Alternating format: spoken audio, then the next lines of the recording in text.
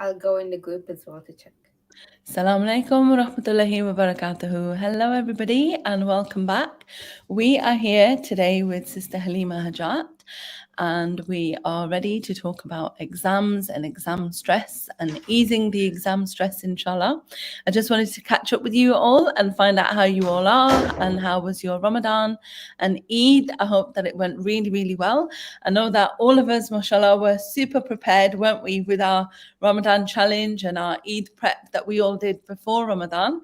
So inshallah, inshallah one day we'll get together and we'll talk about it. We'll do a little debrief and we'll talk about what went well and what didn't, inshallah. And Sister Halima is here. I'm just going to give you a little short introduction of her. So she is a holistic medicine consultant. She has got qualifications in pharmacy. She's got masters in MPharm, Neuro Psychological Immunology Level 3, Level 2 Counselling Skills.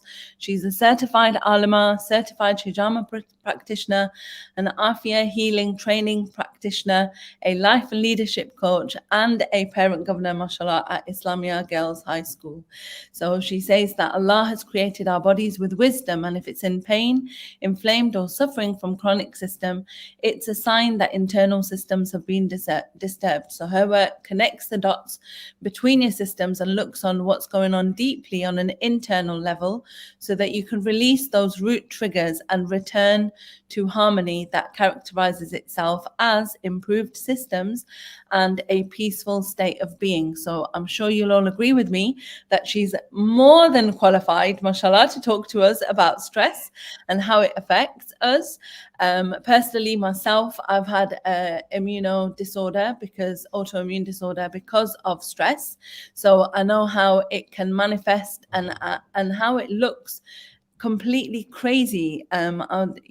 Is that right, Sister Halima? Like it feels like how did I get this? But what did I do? And a very basic example is that a lot of our children end up with the acne, Yeah. teenage acne, don't they? Yeah. Yeah. And that can be affected or triggered or inflamed by stress. So now that we know about these things, I think it's really important that us as mothers, inshallah, will give our kids the way to kind of calm themselves down, give them different activities. And my students have loved the live that you did last week. Mashallah, they absolutely loved it. They were thanking me over and over again. The thing is, on the weekend we had lesson after lesson and I couldn't get back to you straight away, and I wanted to put that post up literally after the live because I wanted everyone to go and see Halima, she'll help you guys. I really wanted to shout that, mashallah. So alhamdulillah. Wa alaikum assalam, sister. If you're on Facebook, can you please give StreamYard permission to see your names? I will log into Facebook and have a look at your names as well. But wa alaikum assalam, and thank you so much for joining us. Over to you, Sister Halima. Okay, Bismillah ar-Rahman ar-Rahim. رب اشرح لي صدري ويسر لي أمري واحلل عقدة من لساني يفقهوا قولي. And I do this at the beginning of every live or every session I do. I always read that dua, and I say it because I have a lisp and I struggle with my S's and my R's. And the beauty of that dua was comes from the story of Hazrat Musa alayhi salam when he was approaching Pharaoh to invite him and to talk about Islam, right? And Musa alayhi salam had a stutter. And so you can just imagine in this day and age, like it's like we're going to the queen almost, and we're going to invite her to Islam. Like how much anxiety would we be having? And if we had a stutter on top of that, how challenging would that be for us, right? And so, yes, this dua is about like being able to speak clearly, but actually it's a little bit more than that.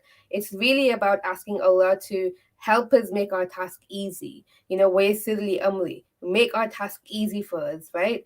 And also at the same time, it's helping us to find whatever's within our body so we can express it freely. And so this is a really beautiful dua before any exams, right? Because the knowledge is like they've been studying for like years, the entire GCSE year, textbook after textbook, lesson after lesson, extra tutoring lessons, extra revision at home.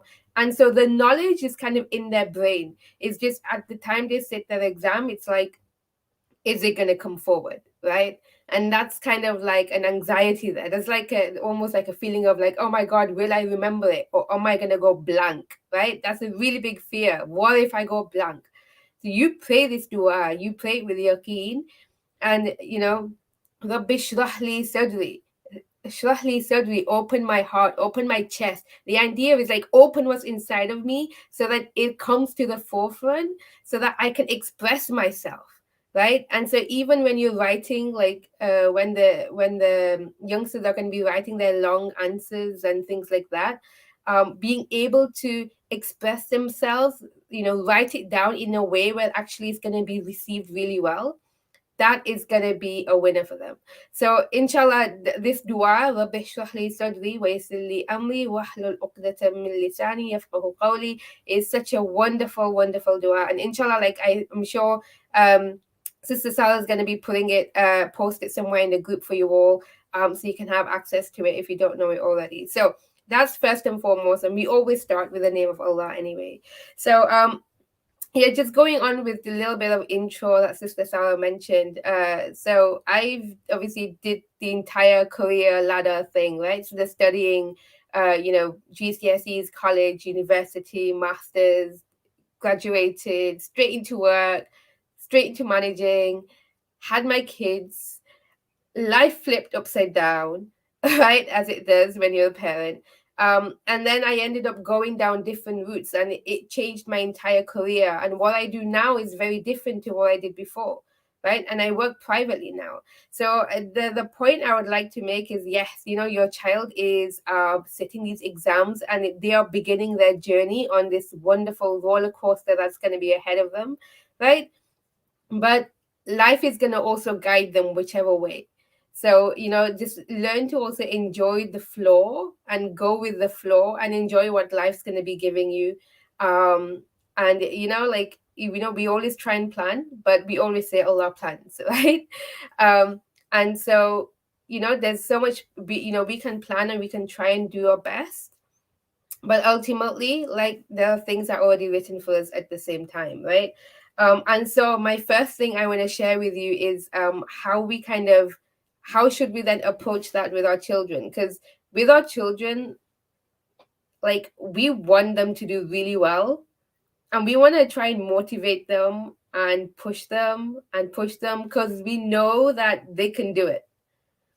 But then it's kind of like, where do we draw the line?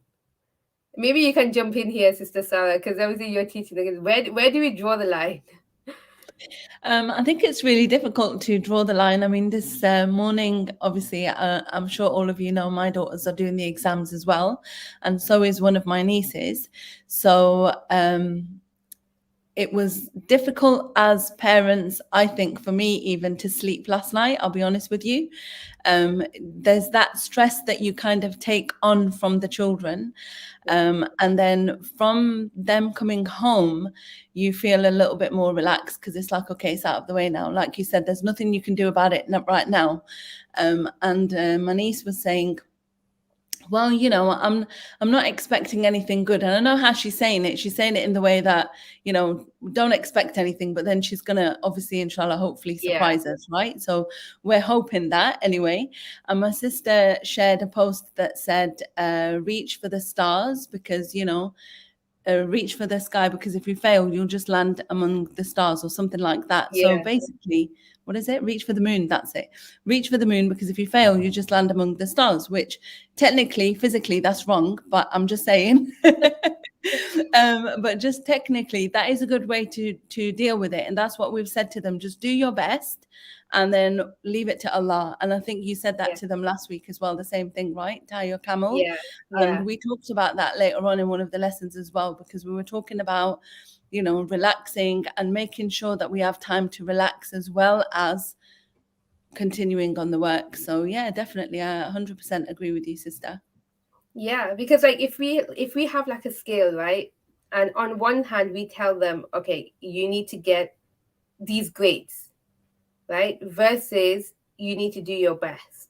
And they both can be interchangeable in the sense that you can do your best and get those really good grades, and you can get those really good grades and you've done your best.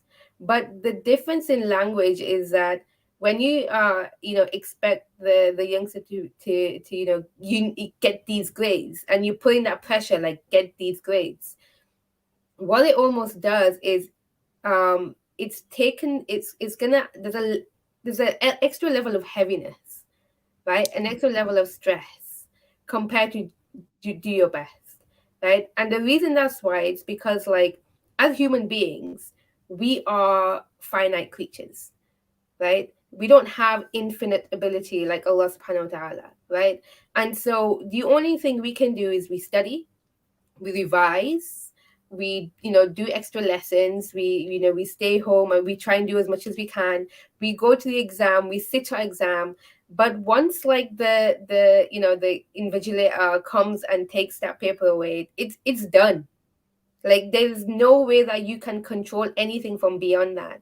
So you can do your best up until that point, but getting the grades that come, that will be Allah's, like, what Allah's planned for you, right? So that bit is beyond their control. And because, like, the body is, it's like you're giving them a pressure, an expectation to do something that's beyond their control. That is why then our body starts acting up, and we get these fears and anxiety, and it starts overloading us, because we physically, as human beings, we cannot, it's not possible for us to kind of control that aspect, right? And so it's going beyond what we're capable of.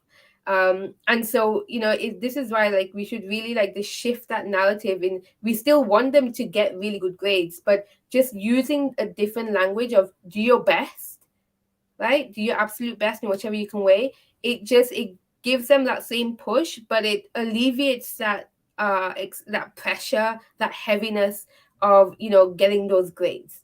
Does that make sense?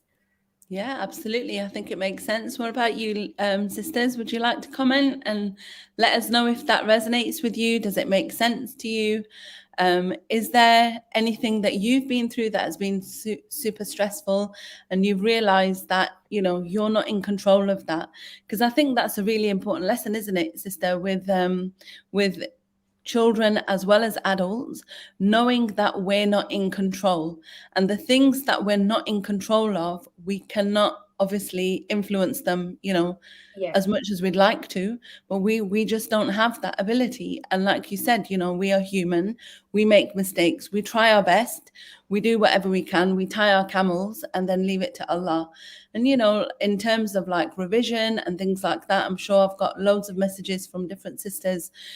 Some are my students, obviously their mums are worried about them, and I'm like, look, don't worry, inshallah they'll do well. We've practiced, we've gone over, we've got to a stage where I'll say the topic and they know what's already coming. So that's Yeah. the kind of idea, that's where we have to get to. So in terms of the work that we've done, I don't see any problem. That's the bit that we could control. Now, in terms of the exam, there's so many factors, isn't there? There's so many different factors. There's weather. There's, did they eat breakfast in the morning? Did they? Yeah. Like, if Right. you've woken up on the wrong side of the bed, like, those grades is not a measure of, like, it's not going to be a true measure of who they are, their success. It's not going to define them in any way. They're still, No. they're still very capable. I mean, just getting to GCSEs, invite them. Is sorry. Yeah. Just getting to GCSEs is like it's a mission accomplished. Yeah, you 100%. I know, mean, a lot of the kids that we teach that are homeschooled, a lot of the parents come to us, at the beginning and say, well, as long as they do English and maths, I'll be all right with that. And you look at them and you go, why? What do you mean you're just going to be all right with that? Don't worry, you can do more, but they've got this again. It's about the high expectations, and then it's about getting that result that you want. So like you said, the framing of it all is we've got high expectations. The result that we get, that's, like you said, up to Allah. We cannot control that. The examiners, we don't even know about the curve, right? So it depends on how many students get a certain mark. If the exam seems to be easy, then they'll shift the curve to make sure that not everybody gets a high grade, right? So again, I've told them, that we've discussed that in the lessons. So inshallah, hopefully everyone kind of understands where they are. And I think that, like you said, what we have to focus on now is kind of like being happy with whatever they've got, right? Yeah. And helping them to be happy with whatever result they got. Yeah? Yeah. Yeah. Is that the angle that we're going from, isn't it? Yeah. Sister has said, I just need to see which sister it was. I can't read the name again. We should appreciate the kids are trying their best and not set high expectations. They are unique and will get the grades that Allah subhanahu wa ta'ala wills, and they'll be successful and great human beings in the way of Islam, inshallah. But high expectations doesn't mean that we want them all to get really good grades. High expectation means that they get the best that they're capable of. Yeah, there's a little Yeah. teeny difference there. Yeah. Yeah. And I Inshallah. think there's a difference between like good encouragement but forced encouragement. Like, and it's like and I think that's where within expectations, like you kind of can maybe get a blur, because and I think it's we should be obviously like trying to teach our children to push themselves beyond boundaries, right? So they can actually learn resilience, they can learn to grow, they can be able to take on things as they get older, right? But we also have to teach them that, and I guess this is what we were coming to, that whatever they get, it's fine, it's absolutely okay. If they get good results, alhamdulillah, and if they don't get the results they want, it's still alhamdulillah, right? Because life is about ups and downs, right? But the thing is, you can still pick yourself up, move on, and go and have a thriving future anyway. I think I think this is I think what you rightly said is about yes, let's encourage our children, and having high expectations in a way that is benefiting and serving them. And that's also recognizing what your child is naturally good at and maybe is not good at, right? Yeah, If your child is really good at, like, they sometimes they need that push and they want that push, right? But if you feel like there's someone that's really rebelling, then that's something else that needs to be addressed there, because otherwise it's just you're just hitting a brick wall, and it's just gonna blow out of proportion, right? So those are kind of different levels I think we're going at, because I think then we need to go into and I'm just going to touch upon it because like we could talk about this for a long time, but I think when we try and as parents, especially when we're looking at our child and we're thinking we want them to do really well, we want them to get X grades, we want them to go into these kind of careers or what have you, sometimes we are doing it from a place of what our experience was, as opposed to what is needed, what they need, right? And sometimes that's where those expectations also creep in, where it's a little bit more forced, I guess. I don't know if that's the right word to use, but it's a little bit more pressured, where it might be causing a little bit of a rebellious, a bit of a clash with the youngster. um and it's understandable, like like here, traditional South Asian background, right? My granddad had like a degree in India. He came to the UK. He could not utilize his degree. He went to work in the factories and stuff like that. And so for all of us, it was literally like education, education, education, get into a good job and stuff. So I understand where they are coming from, like, and alhamdulillah, obviously we are where we are. But I think we also need to separate um worth from that career success, right? So and I think this is probably going into my personal story, and inshallah if this helps, then this helps. But up until like I was pregnant with my first, up until then I was literally just always high performing, hardworking, grades, doing what have you, and working up the ladder, etc. And as soon as I got pregnant and I went through a bit of complications, I had to stay home, and I was so lost, like, who am I without these results and without this degree and without this career. Like, it was a really difficult time for me. Like, it took me quite a few years to kind of figure out that actually my worth is not defined by that kind of career success and the grades and all of that stuff. And actually Allah had already given me my worth as a human being, and I had to accept that within myself. And that took a lot of soul searching in order to get there. And I think parents, I think we need to be really careful as well. Like, yes, we encourage them. We want, because GCSEs are almost like, it's like a really big milestone in life almost. And it's like a significant time in that youngster's life. And at the stage that they're in, they are developing into adults. So how you guys are with them now is going to be a blueprint for them, like, of how they go on to thriving and succeeding and doing stuff in the future. And so encourage them, motivate them, support them, in whatever way you need be, but also, like, it's, don't be disappointed if if they've tried their best and what have you, they've done the exam.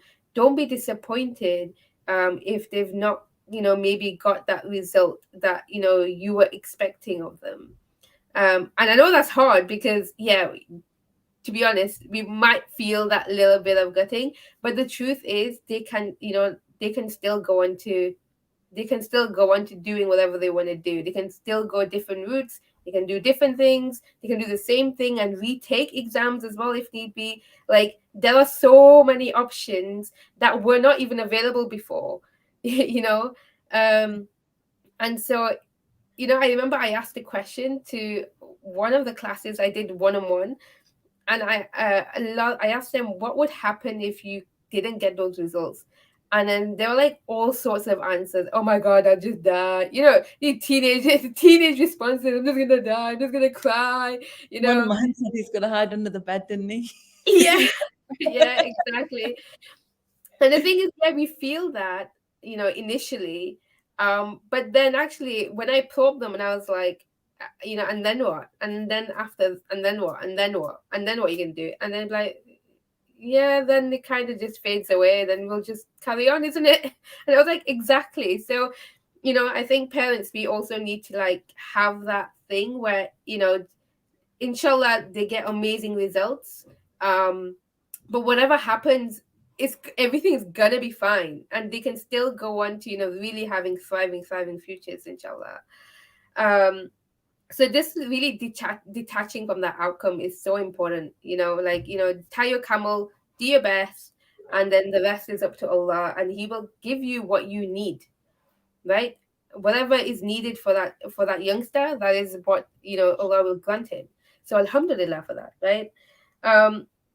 And just also one thing you mentioned, Sister Sarah, I don't know if you mentioned it on the live or just before, but you were saying how, like, you were feeling like the stress of it as well, right? And like they've gone to do the exams, and you're like at home, like, oh, until they come home, and then you're like, okay, it's done.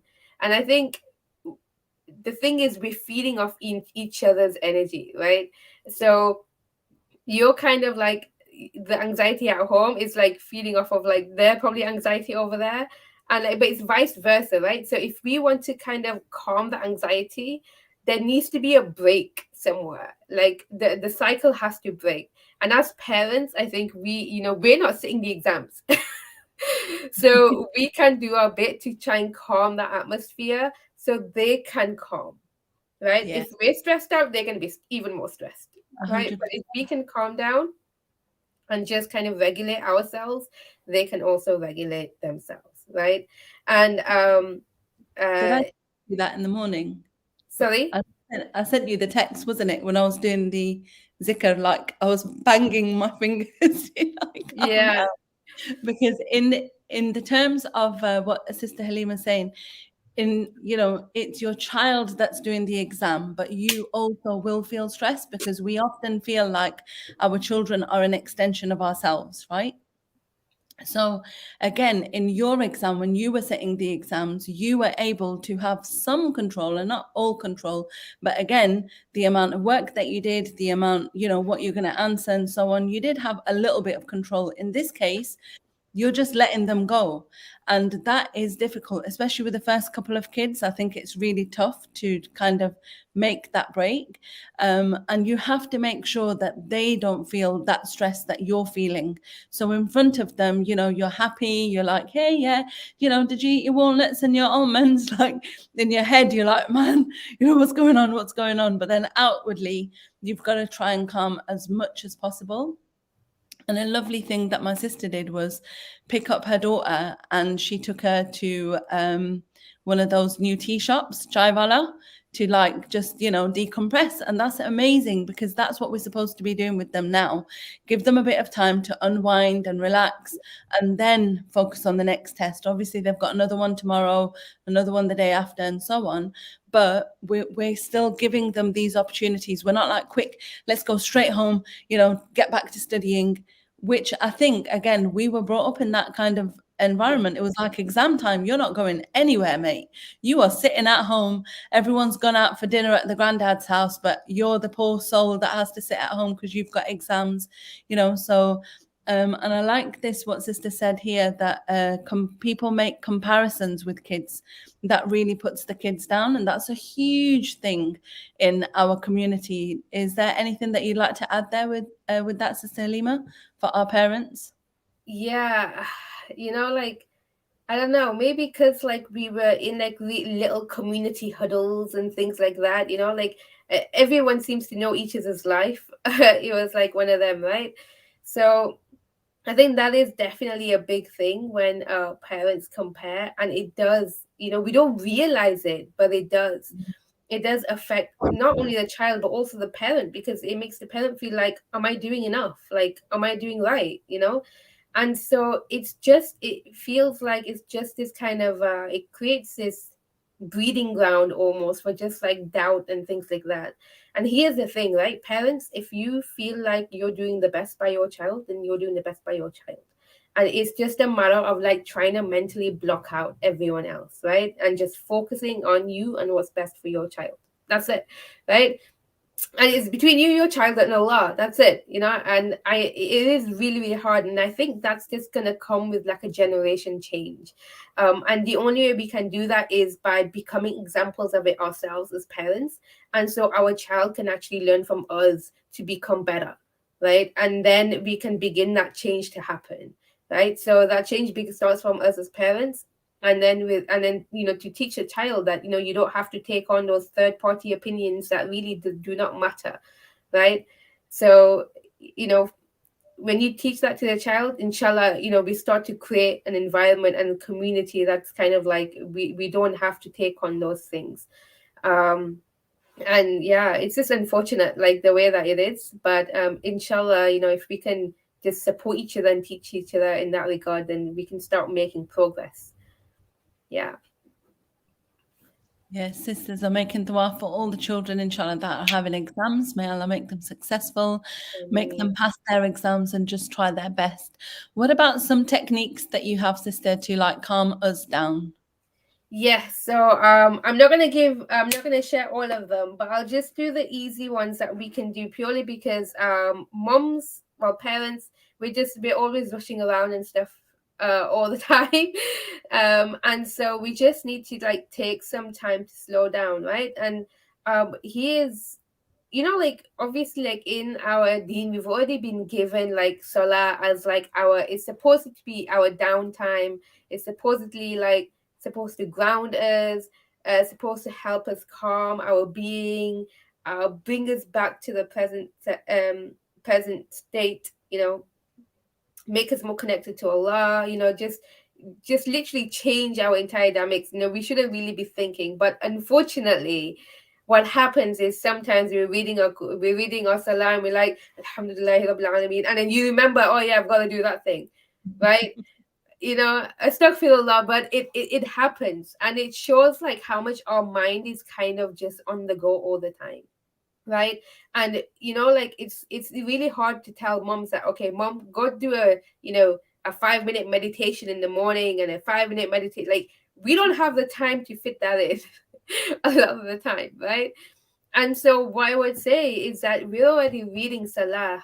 We need to utilize this opportunity already, to kind of like use that time as a way to calm ourselves, as a way to regulate ourselves, and to get that kind of like mental break, right? And so in order to do that, right, you when you're standing up for your salah, before you start, take some nice slow deep breaths in through your nose and out through your mouth, right? So you got to do this really long and really slow. So I always say like 5 seconds in, hold, and 5 seconds out. So I'll just demonstrate it quickly. So nice in through your nose and hold, and out through your mouth, right? And I always already like feel that wave, like just that ooziness, right? But it's because of the fact that there's a newfound oxygen that is circulating around our body, right? And our brain's getting this like whoop mega dose of oxygen that it's not used to. And so it kind of like the entire oxygen almost like dissipates everything that is active in your mind, and just to bring a sense of calmness, right? And when you take a deep breath, right, just say to yourself, Allah is here. Allah is standing in front of me. Allah is here. Allah is listening to me. Allah is watching me, right? Just be very conscious, because ultimately your salah is a communication between you and Allah, right? And that is your opportunity. It's like you're standing in front of the king of all kings. Would you do that if you went to Buckingham Palace, like to the palace or to somewhere, that's kind of thing? You wouldn't. So being really conscious of where you are, just adding that kind of just that little extra breathing, and just being conscious that Allah is watching me, Allah is listening to me, right? And reading your salah in that way will not just obviously be beneficial spiritually, but what it does to your physiology, what it does to your body and your brain, right, has so many benefits, right? And that is where like we pick up all of this, like there's so much science around like how the different postures in salah is beneficial, and almost like yoga positions and things like that. Even when you put your head to the ground, there's so much about grounding these days, where where you put your feet onto your sand and you feel like, oh, this feels so good, love the feeling of feet on sand. It's because it's like literally sand is a natural, it's natural earth. And so we as human beings, we're like, especially when we're really stressed and rushing around, and there's lots of electric impulses that are like spiking in our body all over the place. And so when we touch the ground, we are neutralizing those electric charges. And that's why it makes us calm. It's why it makes us feel good. It's why the stress comes down, right? So when you put your head onto that floor, right, just imagine like all of the electric zaps are like zapping away, right? So just bring that level of calm to yourself, right? So really utilizing what you have already is salah, right? And your breathing. Doing those things automatically, if you can bring a sense of calm to yourself, what happens is the people around us can feel that change in who you become, right? When you're stressed, if there's one person angry in the home, the entire house is like tiptoeing. Everyone is tiptoeing, like, don't go there, don't go in that room, right? So it's the same as when you calm, the energy in the house changes, the atmosphere is different, right? And so it will help your child as they can having these exams. If you're calm, they're gonna be a lot better in how they are managing themselves as well. Yeah. It's beautiful advice, mashallah. Jazakallah khair. That's just amazing, And it's another reason, like, subhanAllah, when you say that our deen is so full of these little things that we didn't really understand before. And then when you find out, like the grounding, when you use the word grounding, what does that actually mean? That is those extra electric charges as you're walking around with your clothes, with your carpet, with, walking around with your shoes on, you are getting these electric charges. And sometimes you'll be walking in the shopping center or whatever, or outside usually, and you'll come near someone and you'll zap them, won't you? Yeah, You it know, gets static. yeah, right. And then you're like, oh, sorry about that, But this is the kind of thing that you can actually like scientifically calm yourself down, which is just super amazing. And it's already in our deen. That's why I love when we talk about stuff like this, because it really brings the two together. Because a lot of the time people say science and Islam and your science and religion doesn't go together. But when you actually think about it in a deep, deep level, it really does, you know. And I remember when we were kids, I don't know why, but I think probably due to the space in the room, but we used to be like, why can't we just pray on the bed, man? Because you know there's a bed there and you can pray on it, but obviously you can't. But you know, now that you're older, you're like, because your head has to touch the ground, not a bed, right? Not a wooden plank or whatever. We have to physically touch the ground. Again, these are amazing little bits of advice that we all can gather from Sister Halima's talk. Fantastic. Jazakallah khair. Really, really appreciate you coming along and grounding all of us and calming all of us down, especially the ones with kids in exams now, and inshallah the ones who have exams later on. You know, we can do things from ourselves to help our children as well. And I think it is really important when we realize that they are in a stressful, they are in a little bit of a stress full time, right? So they are going to maybe lash out sometimes. They are going to be feeling that pressure. I've had my year 10 daughter coming home today saying, oh, I didn't realize I needed to revise this and this for tomorrow as well. And she's in year 10, she's not even doing her IGs yet, right? So in terms of for her, you know, I've got to be like, don't worry, we've got time. She's like, I don't have time to eat, I don't have time to drink, I've just got to get upstairs, you know. And again, it's your self that's going to give that, inshallah, calming to them. Sister Sahi said it's important to de-stress yourself as opposed to hoping I can keep it inside. Yes, you're absolutely right that you shouldn't keep it inside, but I just meant in front of the kids, keep it inside. And then can we just talk about the 4 ways? So just quickly talking about the 4. Do you want to do a quick recap, sis? Or I'll do you do want me? it. So firstly, it's this detaching from the outcome. So that knowing that inshallah, you know, we're going to support our kids to do that, to do their best, but inshallah, whatever happens is, you know, that's in Allah's hands, and ultimately the best is what they can do. So trying to help them do their best, but not be like, here's expectation, get these grades or else. You know, we don't want to apply that kind of expectation. Okay. Second is just the breathing. We want to breathe. So focus on your breathing in for 5 seconds, hold and breathe out. And yes, you can do this before Salah, but you should do this any time that you feel, it doesn't even be stressed. It could be angry. It could be any feeling where it's overwhelming. And you want to kind of just get back to a, you know, positive or neutral, breathe it out, right? Just breathe it out, right? And it always helps to actually say what you want as well. So you know, like sometimes like you you know, I say this a lot, sometimes you say that, you know what, I think I'm gonna get a headache, I think I'm gonna get a headache, and then you end up bringing it on, right? And it's something that it naturally, like, it happens, right? Because we're saying it, and as we're speaking it, that's kind of going to our brain, and our brain thinks, okay, this person kind of wants a headache, so let's give her a headache, right? And so your brain is obviously, your brain's job is to respond to signals, right? So your eyes are taking in what it's seeing, your ears are taking in what it's hearing. And so even when other people are talking, you're taking that in, but what you're saying is also taking that in, right? So if you're going to say, you know what, I'm feeling stressed, I'm feeling stressed, I'm feeling stressed, you're just going to get more stressed, right? So breathe and say, Alhamdulillah, I'm calm. Ya Allah, make me calm. Ya Allah, make me calm, right? Just change the word. Instead of using stressed, think about where you want to be and focus on the solution itself, right? And focus on that solution. So just breathing in that. Of course, do it before Salah. You know, Salah is something that is part of our routine already. So just adding a level of depth in your Salah will radically change your entire life, right? It will change your entire day. And if you're doing it every day, then it's just going to transform who you are internally as well, inshallah.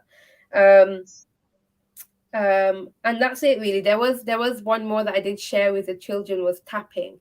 And the concept of tapping is really trying to tap different energy points on your body, which is kind of the similar principle of what hijama, acupuncture, all of these kind of traditional methods is what they're kind of derived on.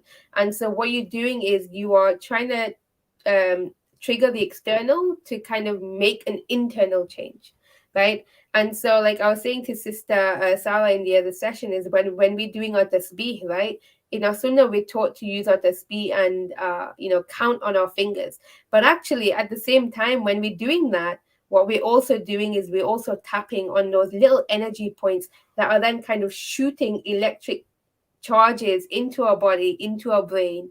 And it's literally like infusing into our brain and into our heart. Alhamdulillah, Alhamdulillah, Astaghfirullah, Astaghfirullah. So the same way, like if you want to feel a certain way, right, make your dua, make your, Ya Allah, make me calm or what have you, and tap it. Just tap your fingers and just say it. And that will kind of really amplify trying to change what you're feeling on the inside and bring it to a really calm and neutral and positive level, inshallah. You're muted. Thank you so much, Jazakallah khair. It's been absolutely wonderful having you on, sister. And I'm sure that the sisters have learned lots of techniques there. And I think if you guys have missed the start, I was saying at the beginning that that's what I was doing this morning. I was really trying to tap it out really hard. And Sister Halima has got a website, which I'm just going to pop in the chat. So if you guys would like to talk to her further, I know there's a sister here that said your son's developing anxiety. That's a little bit further than what we want to talk about today. But if there is any questions you want to ask, Sister Halima is available, aren't you, sis, on the Just website? Yeah, right? You can just contact me on the website, and inshallah, if I can help in any way, then I'll help. Could you remind us your Facebook name? I'll just pop that in the chat as well. Halima Hajat, is it? Just it says Halima Hajat. Really easy to find me. It's just Halima Hajat. And my website is halimahajat.com. So that's easy as well, inshallah. That's easy as well, mashallah. So if you would like to talk further with Sister Halima and get some one-to-one coaching, inshallah, for your children, if there's someone that's really needs that extra bit of help, Sister Halima works a lot with holistic ideas rather than going straight to drugs, which is really good for most of us in this group. We love all of that stuff and we try to stay away from drugs as much as we can. I think paracetamol, though, I'm having a hard time giving up that one. The cure-all for my mom. Paracetamol cures everything. I think it does, though. But again, it's like you said before, isn't it? That placebo effect. It's kind of psychological. But I do know that the tapping does help with the headaches as well. Like especially these points and the one at the back of your head. Yeah, definitely. Tapping definitely helps as well with headaches. So Jazakallah khair again. Thank you so much, sisters, for joining us. Inshallah, we will inshallah be back soon with something else for you. There's another sister who's also talking a little bit about exams later on, probably next week now, inshallah. The question that you said, should you supervise them to study or leave them to be an independent learner? It depends on which subject it is and it depends on your child. So there might be kids like my eldest, she loves it when we quiz her. So she likes us to sit there and ask a question. She gives us the work and she says, sis, if you need to go, do you need to go? Because I think it's time. I need to go pick up my daughter. All right, no worries. You can go, Jazakallah khair, and I'll just stay with the last couple of questions, no problem. That's fine. Kids, because it's all about kids here, isn't it? Wa alaikum assalam. Thank you so much for coming. Okay, so I'm back here just to give you the last little bit about being an independent learner. It depends on the child. So my second daughter, she just wants you to leave her alone. She doesn't want you to really talk to her apart from maybe take her some snacks and things. But my first, she loves you to quiz her. So it depends on the child. I wouldn't leave a child in a room with a laptop or some kind of device. Simply because you know that sometimes they are going to get distracted. So you wouldn't leave them for long times, right? So I would do that, inshallah. Just try to keep it under a certain amount. And Sister Fifi, you said, does the tapping work with migraine? Well, the place that I learned the tapping was a sister that was doing the tapping during Ramadan with those, those bad Ramadan headaches that we get, because, you're dehydrated, you are stressed out, you're working really hard, and you're probably not sleeping as well. And I'll be honest with you, I think it's worked so well that I tend to do it a lot. I haven't used it with migraine. I think I haven't really had a migraine for quite a number of years. So give it a go. And if it works, then inshallah khair, right? The thing is with tapping, as Sister said, there are certain points on your body that are, I guess I call them pulse points, but she doesn't call them that, but they're like energy points. So your body has got certain places where you can actually tap and you can send. The idea is that you're sending the positive energy in. And like she said, I was worried. Sister Adila saying the tapping does work for migraine. Thank you so much, Sister Adila. I appreciate that. Yeah. So in terms of when you do cupping, when you do acupuncture, when you do things like this, reflexology, they all talk about the points. Thank you very much, Sister Sahi, meridian points. As you all know, I'm learning all of these things with you guys. So it's really helpful that you're helping me. Thank you. So these points are really particular ones that they would use in all of these therapies. And we all know that hijama is sunnah. So inshallah, this will also help you as well. And what I really took from the lesson she did with my kids was with my students. Oh, walaikum salam, Sister Fifi. Thank you so much for that. What I took from the pulse points was that when you're doing your tasbih, right? So we do it on our fingers. Okay. And a lot of the time people say, oh, buy the beads and buy the tasbih. And I get it. I understand.